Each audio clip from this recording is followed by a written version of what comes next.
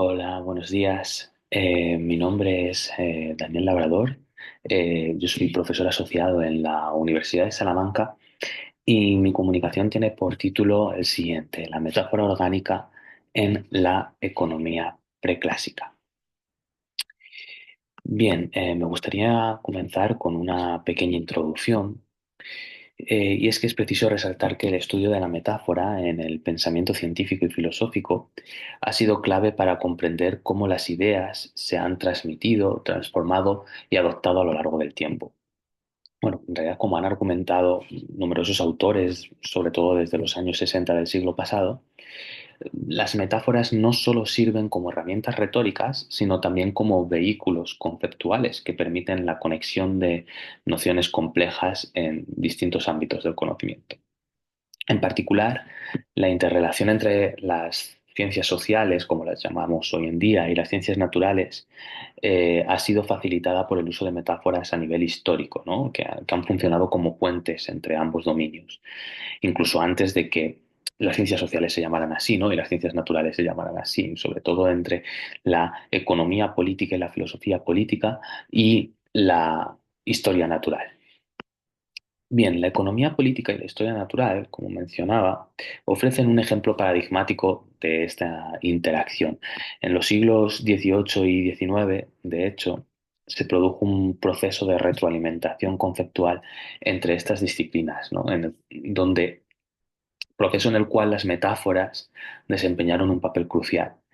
Como se señala en buena parte de la literatura especializada, la idea de economía de la naturaleza, por ejemplo, permitió estructurar las explicaciones sobre el equilibrio ecológico a partir de los modelos socioeconómicos, mientras que algunas nociones como la de orden natural, o la de equilibrio dinámico, propias que surgieron, ¿no?, en la historia natural, influyeron en la formulación de teorías económicas sobre la producción y la distribución de la riqueza.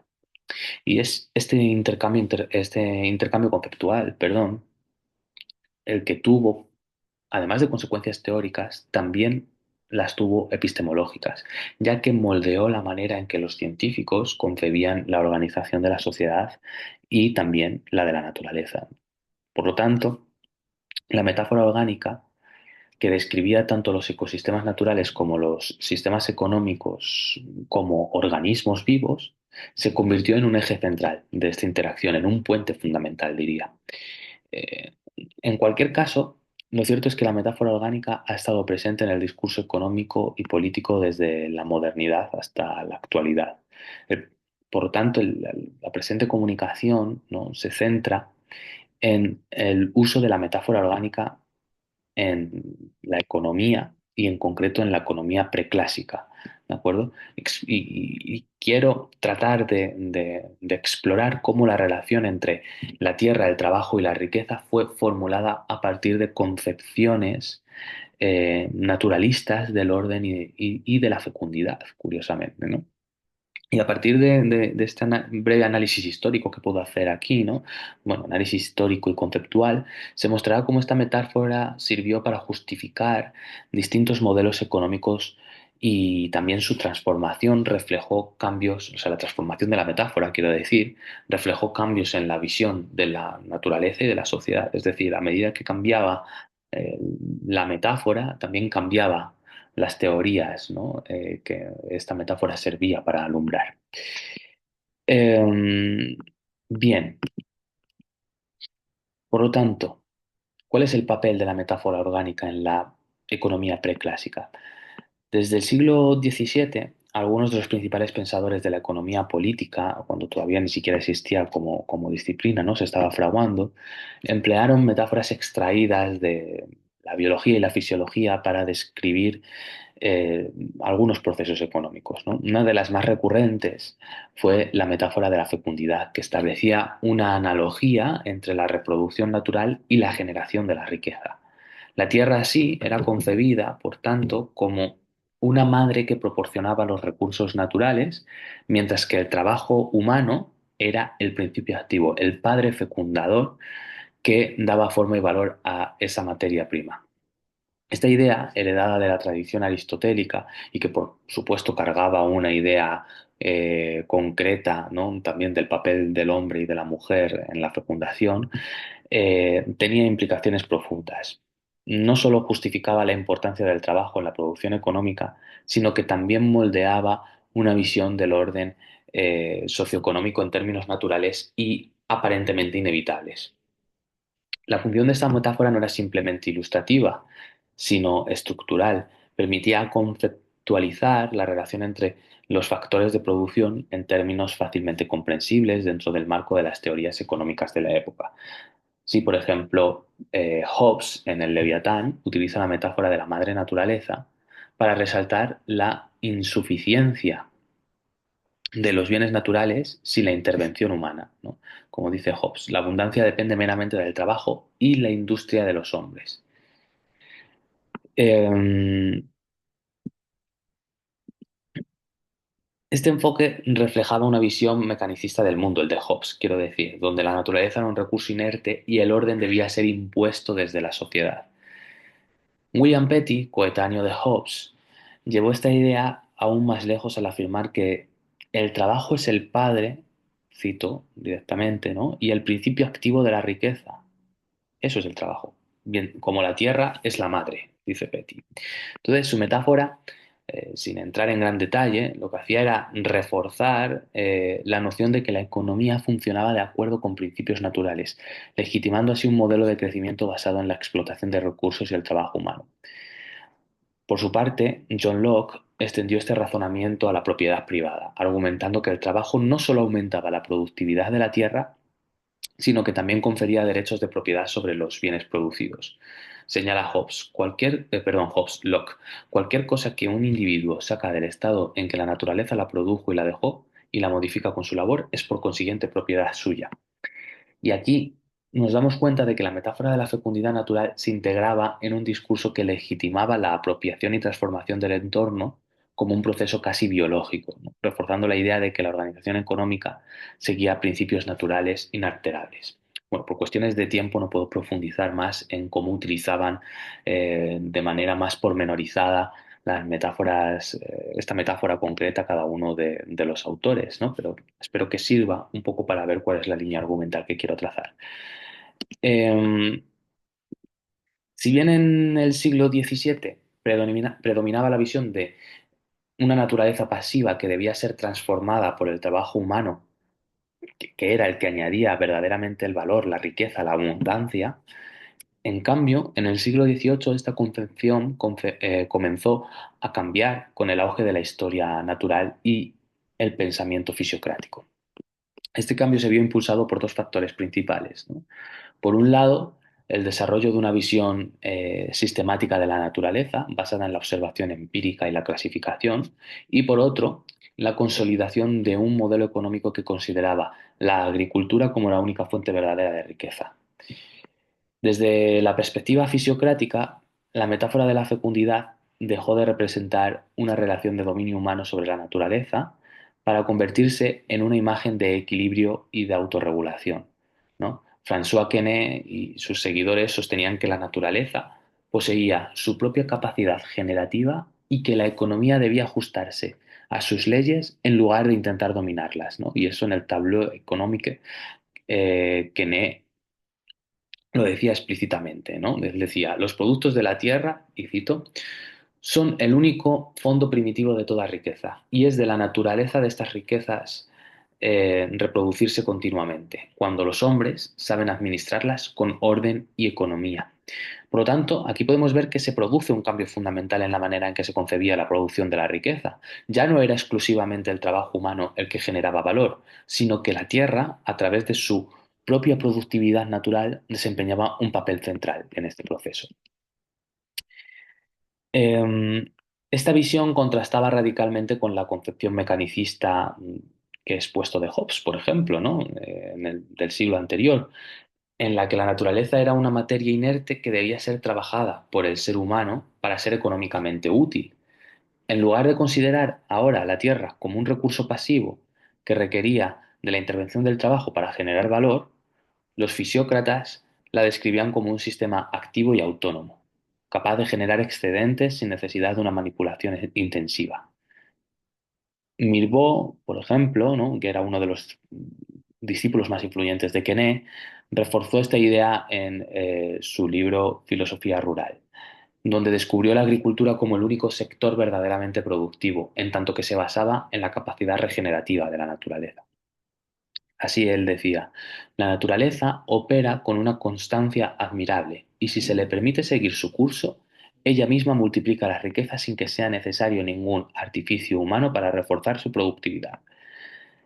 Esta afirmación, como podéis observar, ilustra la confianza de los fisiócratas en la capacidad autorreguladora de la naturaleza, lo que llevó a formular una concepción económica en la que la intervención humana debía ser mínima.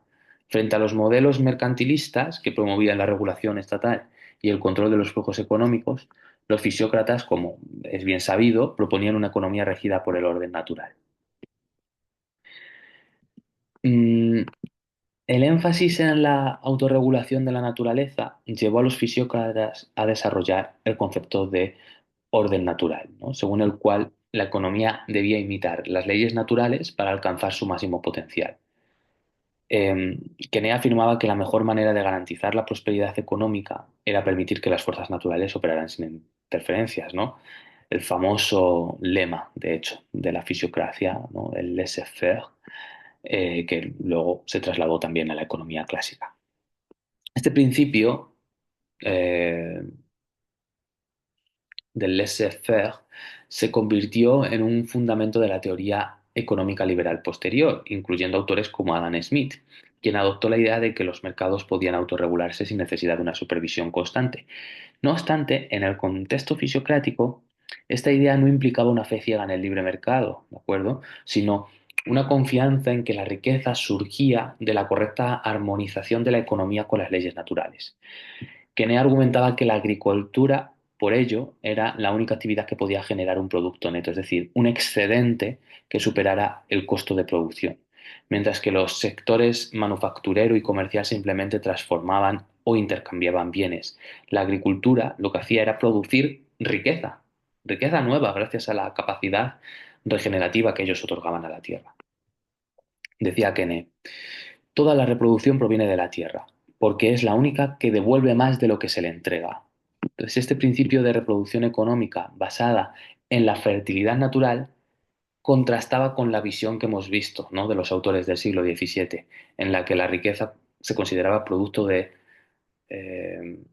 del trabajo humano, ¿no? Para los fisiócratas, de hecho, esto se trasladaba a toda su teoría económica, ¿no? Y, por ejemplo, el comercio y la manufactura eran actividades necesarias, pero secundarias, pues solo la tierra tenía la capacidad de generar riqueza de manera autónoma. Fijaos el cambio de paradigma, ¿no? Que se produce entre una metáfora y otra, ¿no? Entre la metáfora de la fecundidad sexual del siglo XVII y esta metáfora de la autorregulación de la naturaleza, ¿no? Mm, entonces, mm, hay un cambio significativo en esta nueva metáfora orgánica que implicaba la redefinición del papel del agricultor dentro del proceso productivo. Mientras que en el siglo XVII, como señalaba, el trabajo era visto como el factor activo que fecundaba la tierra, los fisiócratas lo concebían más bien el trabajo humano como un mediador que facilitaba el proceso natural de producción. ¿De acuerdo? Entonces el trabajo pasaba a ser algo así como una matrona, ¿no? Mirbeau lo expresó de manera contundente, ¿no? El agricultor, decía Mirbeau, no es el creador de la riqueza, sino su fiel administrador. Su tarea no es imponer su voluntad sobre la naturaleza, sino asistirla a su inagotable labor. Entonces el hombre con su trabajo pasa de ser en el siglo XVII el creador de la riqueza, el fecundador, a ser un mero asistente, alguien que asiste en el propio parto, ¿no? de la madre naturaleza. Y esto representa un giro importante respecto a la concepción anterior del trabajo humano como elemento central de la economía. La agricultura no era productiva por el esfuerzo del trabajador, sino porque la naturaleza misma tenía una capacidad innata para reproducir los bienes necesarios para la vida. Entonces, el modelo orgánico ya no era el de la reproducción sexual, sino el de la autorregulación organísmica. ¿De acuerdo? Se siguió utilizando una metáfora biológica, una metáfora fisiológica, pero de corte distinto. Vale, ¿cuáles eran las consecuencias de este cambio de paradigma? Bueno, pues fueron profundas, tanto en la economía política como en la manera en la que se concebía la relación entre la sociedad y la naturaleza. En primer lugar, supuso un desplazamiento del centro de gravedad de la teoría económica. En lugar de enfocarse en la manufactura y el comercio, los fisiócratas pusieron la agricultura en el centro del pensamiento económico. Y esta nueva visión contribuyó a la justificación de modelos agrarios y de la estructura social de la época, en la que la propiedad de la tierra se convirtió en el principal indicador de riqueza. En segundo lugar, la idea de que la economía debía alinearse eh, con el orden natural influyó en el desarrollo de la teoría del mercado autorregulado. Aunque los fisiócratas hablaban en términos de tierra y producción agrícola, sus principios se trasladaron al pensamiento económico clásico, donde la noción de equilibrio natural del mercado se convirtió en una de sus piedras angulares. En conclusión, el pensamiento fisiocrático representó una transformación fundamental en la manera en que se concebía la relación entre la economía y la naturaleza. Al sustituir la metáfora del trabajo como principio fecundador por la de la tierra como fuente autónoma de riqueza, los fisiócratas redefinieron el concepto de producción y sentaron las bases para una visión de la economía como un sistema interdependiente y autorregulado. A modo de conclusión, simplemente señalar que el análisis de la metáfora orgánica en la economía preclásica nos permite comprender mejor la interrelación histórica entre las ciencias sociales y las ciencias naturales. Como se ha mostrado a lo largo de esta exposición, las metáforas no solo han sido elementos ornamentales del discurso científico, sino también herramientas conceptuales, ¿no?, que han permitido establecer conexiones entre distintos ámbitos del conocimiento.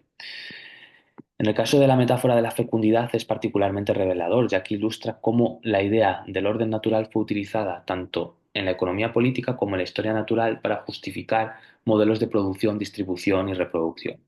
Entonces, la evolución de esta metáfora desde una visión pasiva de la Tierra hasta la concepción fisiocrática que hemos visto refleja un cambio en la manera en la que se concebía la relación entre el ser humano y su entorno. Entonces, más allá del caso específico de la economía preclásica, este estudio resalta la importancia de analizar el papel de las metáforas en la construcción del conocimiento científico. La historia muestra que muchas de las categorías con las que explicamos el mundo han surgido a través de procesos de transferencia conceptual entre distintas disciplinas, ¿no?, a través del uso del lenguaje figurado.